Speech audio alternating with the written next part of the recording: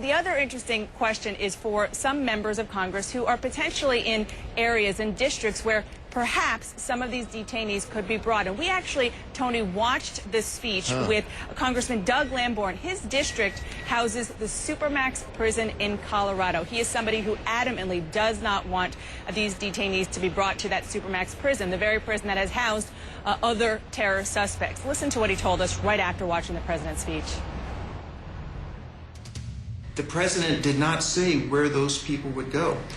The president did not say where people would go who were convicted under military tribunals or who are to be released by courts or who are in the too dangerous to release category.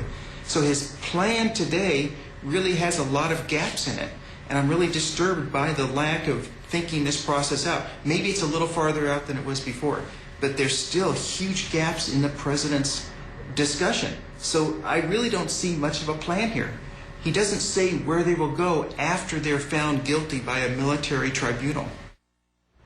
So you hear this is obviously a Republican. He's a Republican who doesn't want Guantanamo Bay closed at all. But just very quickly, Tony, going back to the Democrats, I mean, the president had his speech in some parts was very, very political. And there was one part in particular where he said, I get it. I get that this is the kind of thing that is going to prompt 30-second ads. Well, let me tell you, there are a lot of frustrated Democrats here who say, if you get it and you got this, why on earth did you send us a request to fund Guantanamo without a plan and leave us hanging politically if you get that this is such a political hot potato?